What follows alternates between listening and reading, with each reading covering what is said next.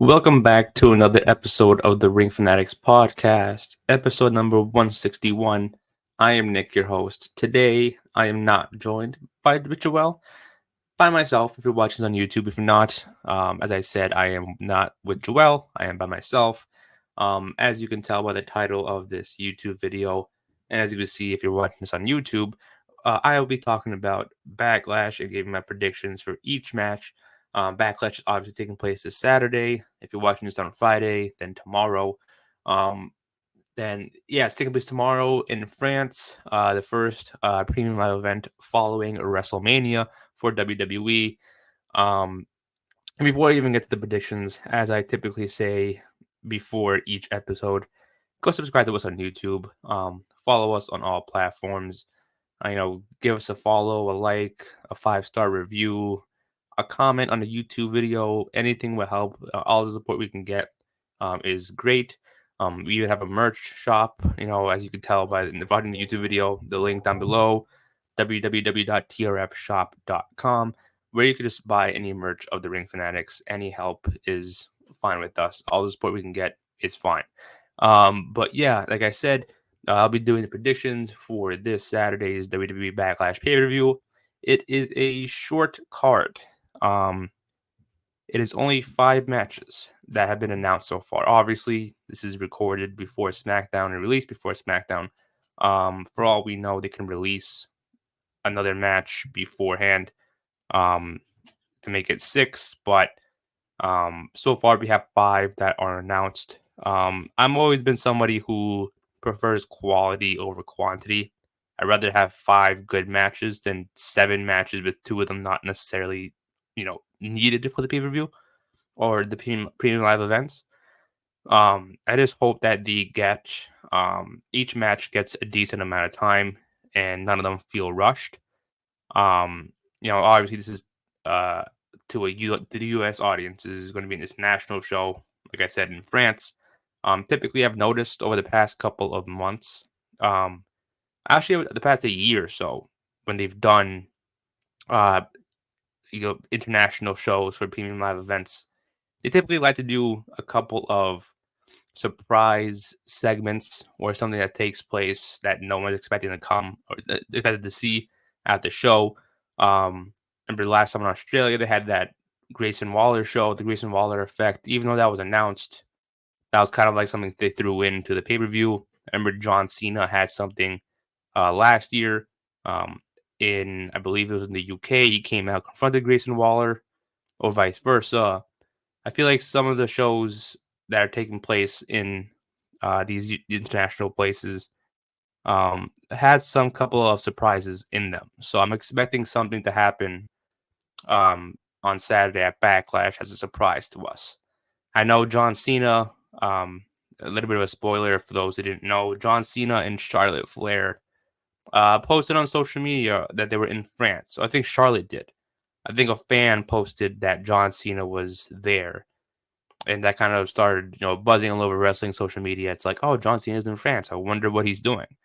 For all we know, he could just be on SmackDown, but I fully convinced that it's going to be um, at Backlash just to confront somebody, not necessarily for a feud, but I could definitely see him, coming out, getting the crowd hyped, doing something, because it's not often we do these live events, these premium live events specifically in these places. So, of course, when they have the opportunity and the time to do these premium live events at these different countries, why not bring these big names out? Even though we haven't seen John Cena since WrestleMania, and before that, I don't remember when, but why not bring out John Cena?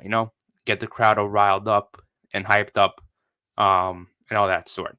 But enough of me. Last thing I'll say about the pay per view before I get into each match. Overall, how excited I am about this pay per view. I know I typically do this at the end of predictions, but this pay per view, I'm actually pretty excited for. I'm loving this card, even though it's very, very short. There's no WrestleMania dream matches, even though Jade and Bianca are going because Kabuki Warriors is one of the matches. It's kind of a rematch, but not really. You're just missing 2 people from the WrestleMania match, that being Naomi and Dakota Kai. But There's not really every other match is not a WrestleMania rematch. They're completely starting new feuds. They ended a few storylines, which is awesome, which is how they should do it. I know Joel always complains about it in previous Backlash prediction episodes, but um, they're starting new. Even though it feels like some of these matches are just one and done, um, there's no rematches, and this is how it should be. WrestleMania feud should end at WrestleMania and onto something new. So yeah, I'm excited for that, and I'm pretty excited. I'm looking forward to this pay-per-view. There's a lot that we can expect for it. It seems like a lot of international European shows for premium live events seem to be on point and very exciting to watch. So yeah, enough said. Let me just get right into the card and give my predictions for each match. The first match we have on the card is for the women's tag team titles. The Kabuki Warriors, Kairi Sane and Asuka defend their titles against Bianca Belair and Jade Cargill. Um, so I got Bianca and Jade winning the tag titles. I know they're the favorites entering this match. And I honestly do think they're going to win it. Um, I think Bianca and Jade make a great tag team.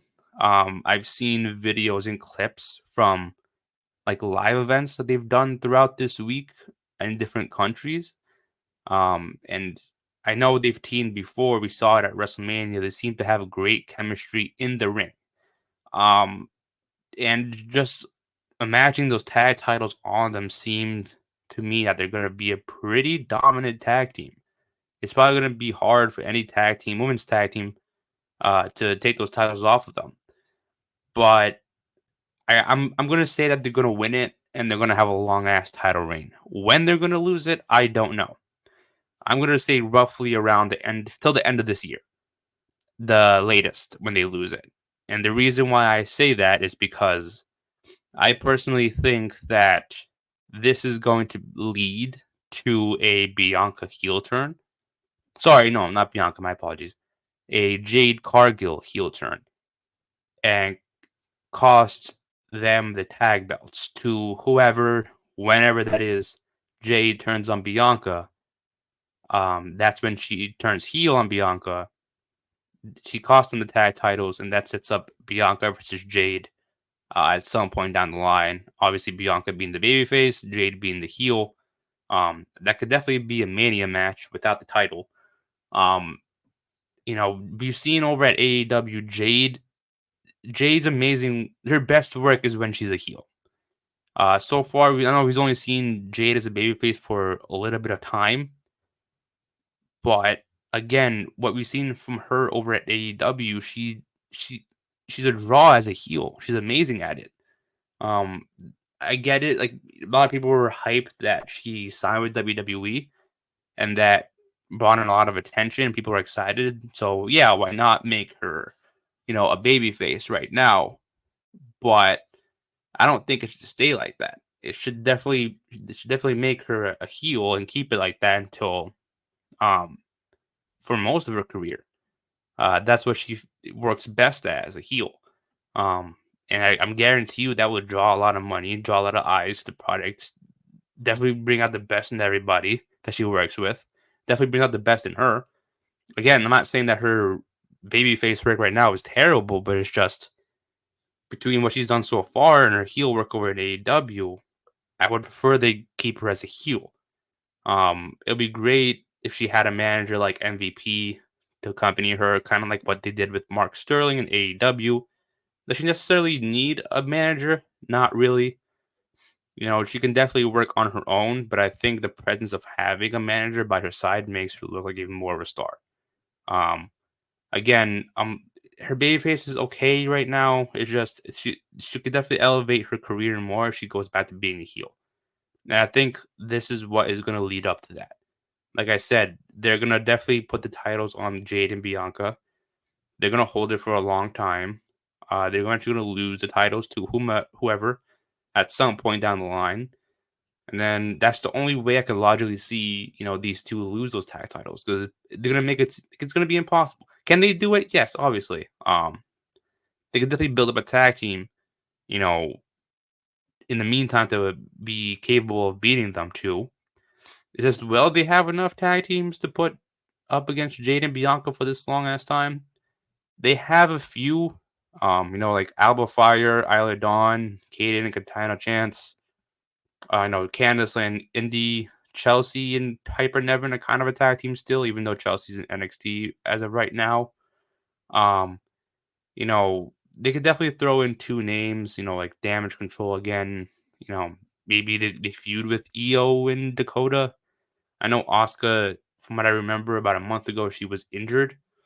I don't know what the injury is or how serious it is at the moment, but they could definitely try to put two. For the most part, they have enough tag teams to last a couple of months, and they could definitely try to put two people together to make a long ass feud between Jade and Bianca versus the other team. But in terms of like competition, there really isn't a tag team right now in the women's division that could actually beat them. They're gonna have an unstoppable reign. They're gonna have a great title reign, and I'm gonna love it. As long as it leads to a Jade turning on Bianca and costing them the tag titles, then that'll be fine with me. I think that's how they end the title reign. Whenever that happens, if it happens, then over the summer, I don't know how I would feel about that. The heel turn. I feel like this match would definitely be a Mania match for next year. With or without a title, it doesn't need a title. I think the story will write itself of how Jade came in with Bianca, came into the WWE, teamed with Bianca. Obviously, they didn't come in at the same time, but she came in, teamed with Bianca and Naomi, and then eventually was like, you know what? I don't want to share the spotlight with you anymore. I want to be my own spotlight. I want to be by myself. I don't want to be the person that teamed with you and had a great title reign. It's something that could be the story. It's like, I don't want to be teamed with you anymore. I don't want to be your sidekick and the rookie. I want to be the main event star like you were. Maybe they put that feud for like the end of the year, so that way Jade can go up against somebody else for Mania. Maybe Jade wins the Rumble, and then down the line, Bianca wins the championship, and it happens to the bump, meet down the line again. I don't know, but um, yeah, let's just see how that story goes. I feel like that's where it's going. So yeah, I got Bianca and Jade Cargill winning the women's tag team titles on Saturday. Next matchup we have is another tag team match. Randy Orton and Kevin Owens will take on the new Tribal Chief and the MFT Tamatonga. The reason why I said the Tribal Chief kind of like curiously is because we don't know yet if the Tribal Chief, there's a new Tribal Chief in Solo Sokoa. I know over the weeks they made references, Tamatonga specifically, has made references to the Tribal Chief, but we don't know who he's talking about. I believe Solo Sokoa has claimed himself the Tribal Chief, but um, I don't know. Uh, again, like, what if The Rock comes back? What if Roman comes back? And they say, nah, I'm the Tribal Chief, and they settled it in the ring somehow. I don't know, but let's just say Solo Sokoa is a Tribal Chief as of now. I think Solo and Tamatonga are taking this win, especially since Solo's got this new kind of persona to him, this new aura, I guess, to him. Um, they're trying to present him in a different way than what he was before WrestleMania. I don't think they'll give him this loss immediately, especially since Tamatonga just arrived. I think this will probably be more of a showcase for Tamatonga, to have the WWE fans see what he's like. For those who've never seen him outside of WWE, um, to kind of give him that, like, this is what he is. Yeah, people can view him on YouTube, but this is his first opportunity to showcase his in-ring ability to the WWE audience. So it wouldn't make sense to give these two the loss right away. Definitely got to build them up a little bit more to be, you know, a bigger deal than what they're trying to present. A big deal with what they're trying to present these two as. Um, do I think? I know the question regarding this match is: will Jacob Fatu come out after this match because it was reported around Mania time that Jacob Fatu had signed with WWE. Um, will they have him debut this Saturday afternoon at Backlash? I feel like he will debut then. It feels like it's a good time. Have him cost them the match. You know, maybe come out in like the typical solo way, come out in a black hoodie, covering his face. He Samoan spikes one of them, Owens or Randy Orton, or does like a Samoan splash, Samoan drop, something along that line. Um, Costs him the match, reveals himself, and then there we have it, the new Bloodline member. And to introduce him that way. Um,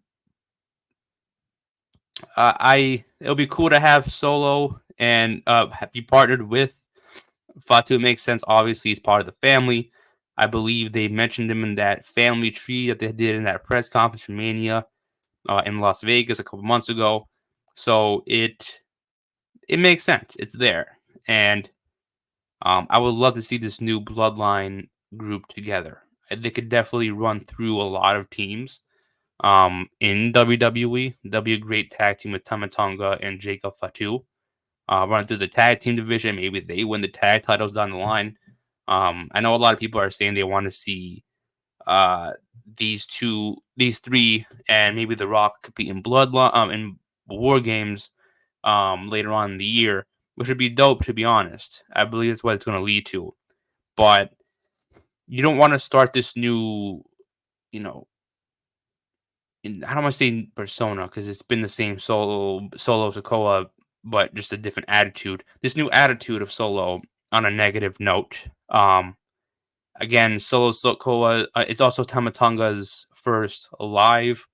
Well, not he competed in a live event earlier this week, Tamatonga for WWE, but his first uh match that he's putting on in front of that's going out there to the public. So that way, millions and millions of people can watch it at home all over the world to see it. So you don't want to give them that start off on a bad note. This is a group that could definitely go far even after War Games, regardless if The Rock is here or not either.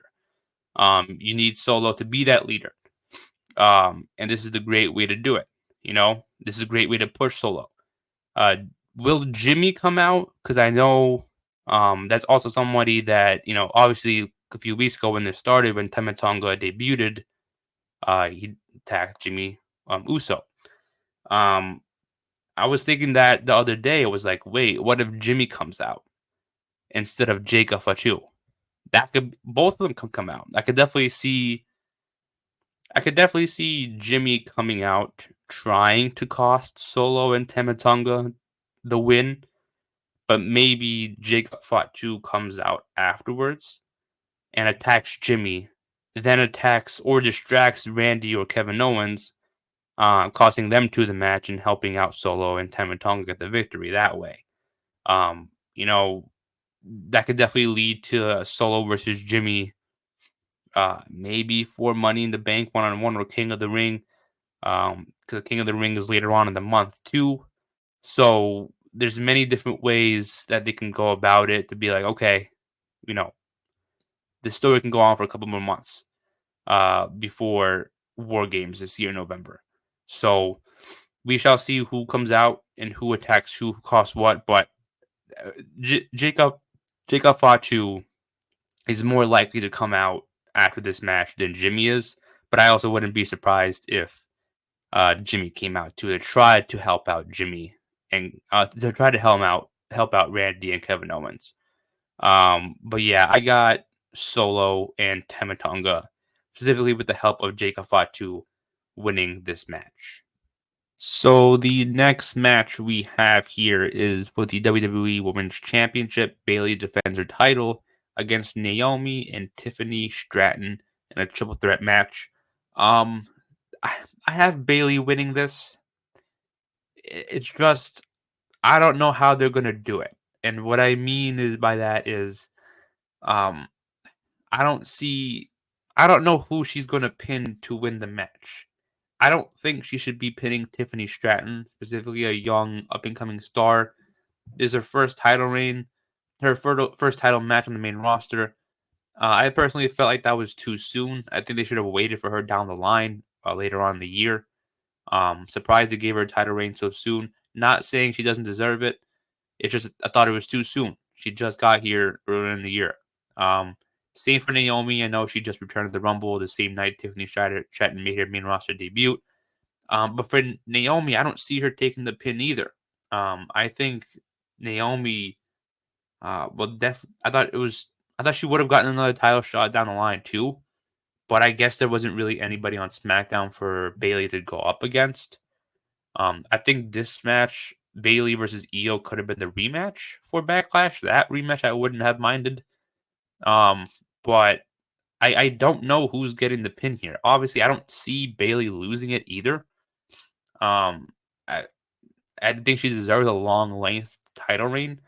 So I don't see her losing it. So I don't know what they're gonna do to have Bailey retain it.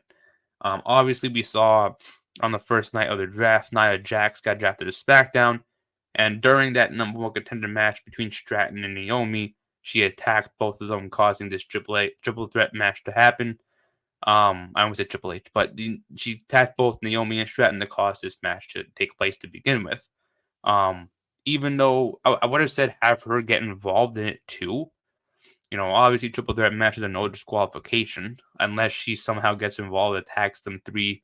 Somehow Bailey gets the pin on one of the two. So that way it's like the only reason why she pinned Naomi or Stratton was because Nia Jax helped her out. Um, she probably makes the case of like, I want to be the one, I want to be world champion next. I want to be Bailey. Something like that. Even though it might not make sense. But must have been a reason why she had to attack Naomi and Stratton last week on SmackDown during the draft. So I think that's what it's going to lead to. Maybe Naomi will and Tiffany Stratton will feud a little bit longer again. Maybe they'll have a match um at King and Queen of the Ring if they're not in the tournament. Um, you know, which I do see them both competing in it. If they both end up losing before the finals, then I could definitely see them having a one-on-one match at that event. Obviously, not for the Queen of the Ring finals, but and then obviously Nia Jackson, Bailey for the title.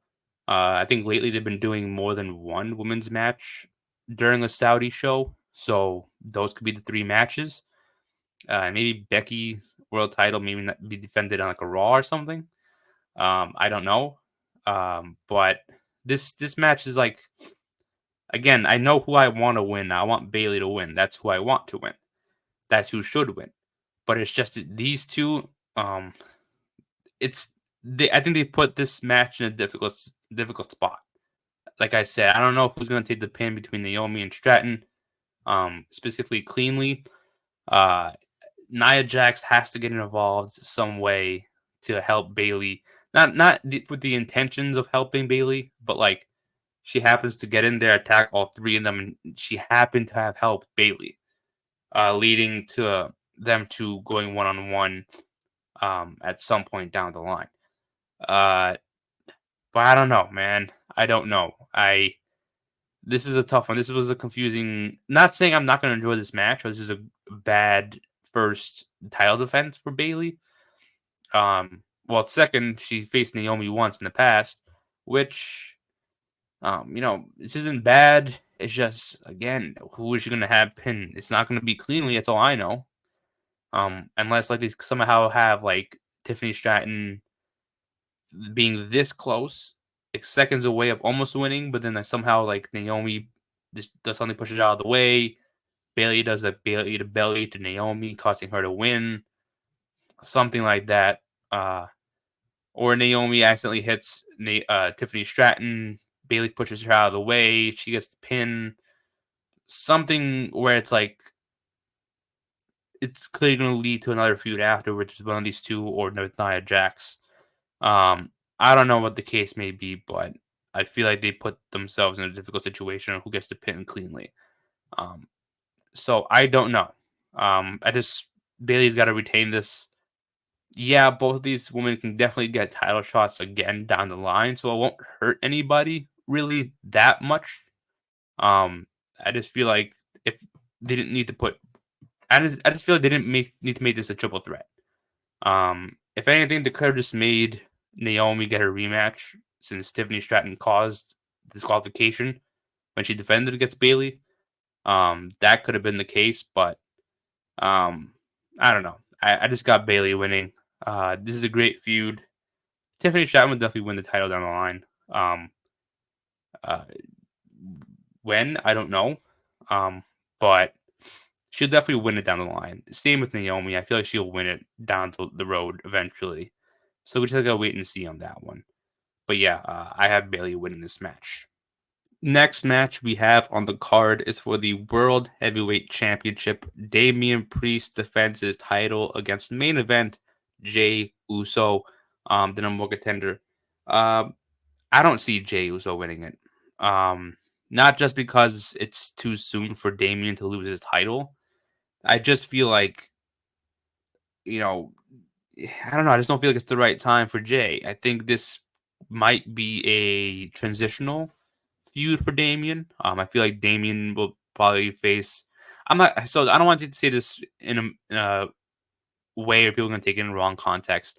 I'm not saying that main event Jey Uso is not World Heavyweight Championship worthy, or he's not presented as a main event star. Obviously, they gave him the nickname main event Jey Uso for a reason.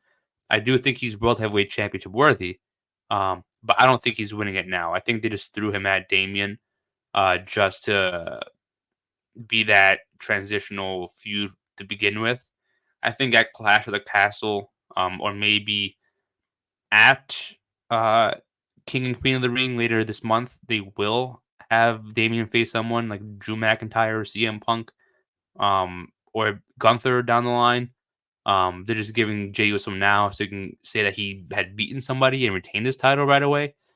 That's why I feel like they give him this match right now.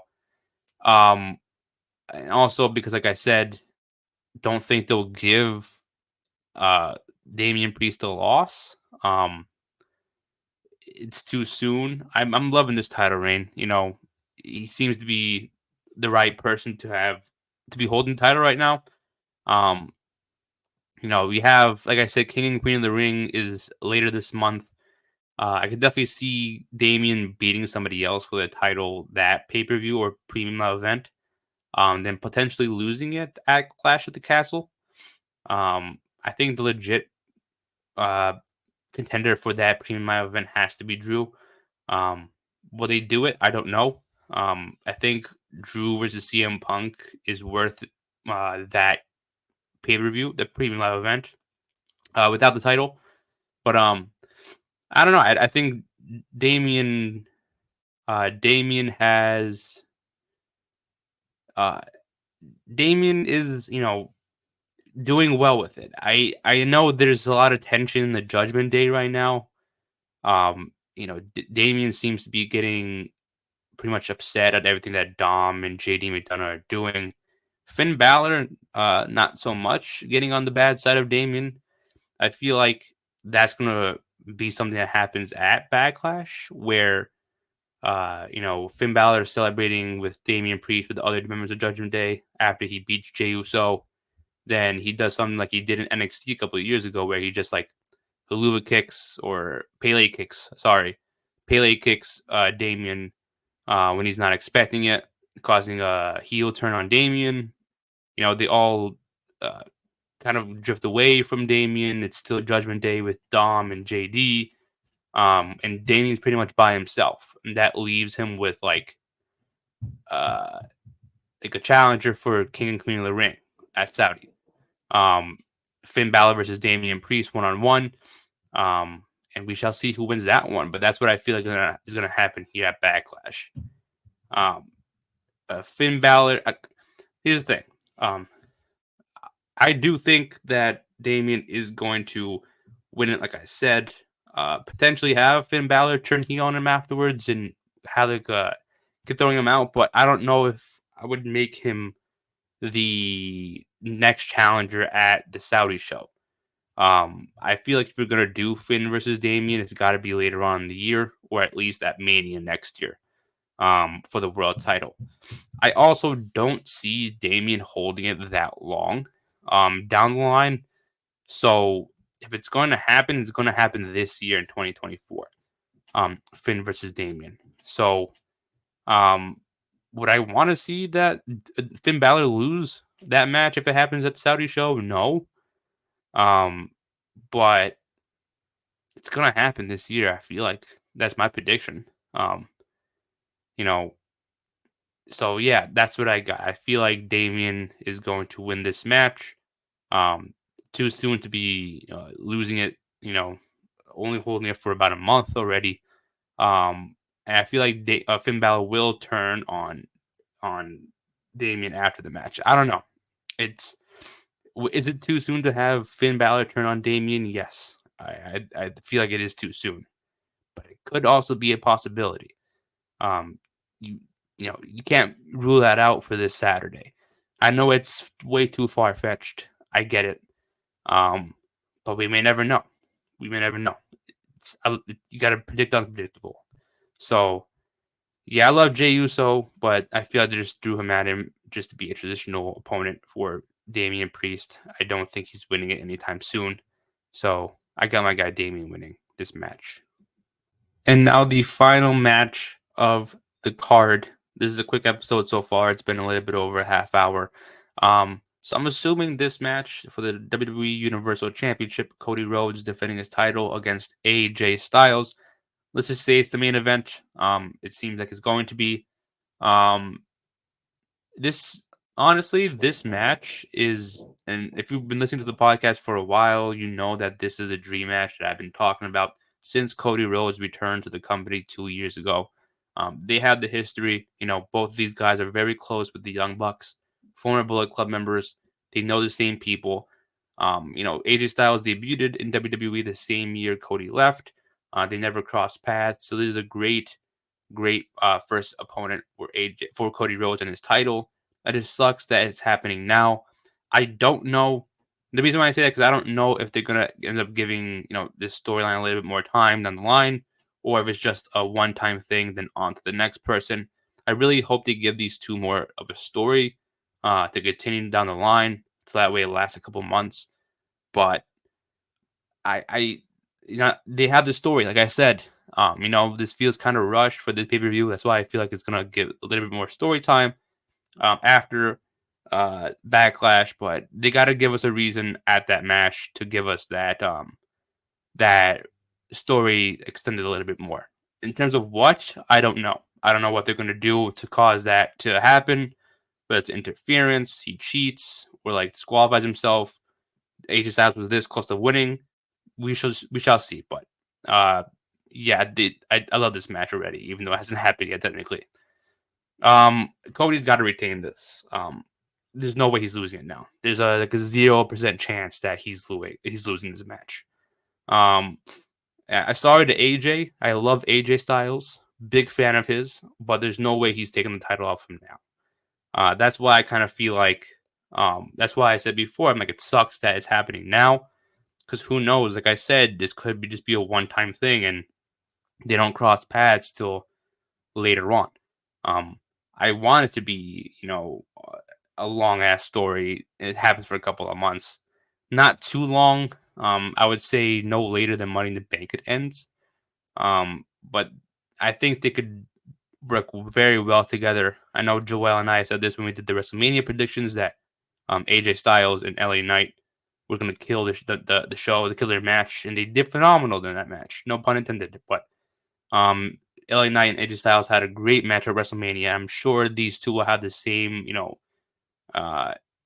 same style of match. They're definitely gonna tear the house down. The story may not have made up for it. Like it may not feel like a big time match, the biggest match of either their careers, but I feel like it should have been a big match. This could have been a SummerSlam match. For me, in my eyes, I think this could have been SummerSlam. Um, like I said, they have the history. And I know they weren't going to bring it up. Like, obviously, if, this had more of a storyline to it, they were not going to bring up the fact that they both know the same people outside in the other company. Um, and all the history in Japan, even though they never crossed paths. But I do think they could have somewhat brought that up in a way to where it's like it's not the focal point of the story. Um, so I am excited for this. Like story aside, the story is okay, even though it has like a month build up to it. I'm just looking forward to the wrestling. The once the bell rings and once the bell rings again to end the match. And I'm looking forward to it. Um, you know, I this definitely is going to continue on. This is definitely one of the storylines and on this card that's going to continue afterwards. I feel like the other matches are going to just be just for this pay per view and that's it. Premium live event. I hate saying premium live event, but the other matches I definitely feel like are going to end at this pay per view on Saturday, except for this one. You know, AJ Styles and Cody Rhodes, they need to be feuding for a while. And again, I don't want to be biased because I'm a fan of this matchup, but this is worth going on for a while. And it needs to go on for a while.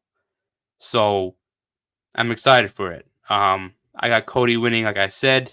Yeah, and there's not much really to say about it. And obviously, after Raw, after Saturday, starting on Raw, the draft will take into effect with the new rosters. Both of these guys are on SmackDown, so we have to see more of them afterwards. Anyways, so yeah, I can't wait to see. I feel like that's why they made this kind of like this pay per view kind of like a one-off type thing for most of these matches, because even though Bailey with her match, Tiffany and Naomi are on the same brand, same with Damien and Jay, they're on the same brand. But I kind of feel like it's just a one-off type thing and on to the next. Because it is a new era starting Monday night on Raw. So I kind of feel like they're both going to be starting off. All the champions are going to get fresh new challengers then too. I don't know. We shall see. But yeah, I'm going to wrap it up there. It was a short episode. It was only 5 matches. Again, thank you all for tuning in if you made it this far. If you have and you're not subscribed to the Ring Fanatics, go ahead and hit the subscribe button on YouTube. Turn the post notifications on as well so you know when we post an episode. Post at the same time every week, 12:30 p.m. Eastern Standard Time on Fridays. So stay tuned for that. Follow us on all social medias. It's Instagram, Twitter. We're on TikTok. Sorry, X, TikTok. We have Facebook. Don't use it that much, but we haven't really posted on at all recently, to be honest. So if you want to go ahead and give us a like there, do that. Be our guests. But yeah, we're pretty much active on all other platforms. Follow us on there, and yeah, continue to support the Ring Fanatics. Buy our merch, trfshop.com. And yeah, thank you once again. My name is Nick. This is episode 161 of the Ring Fanatics podcast, and we will see you guys next time. Catch ya.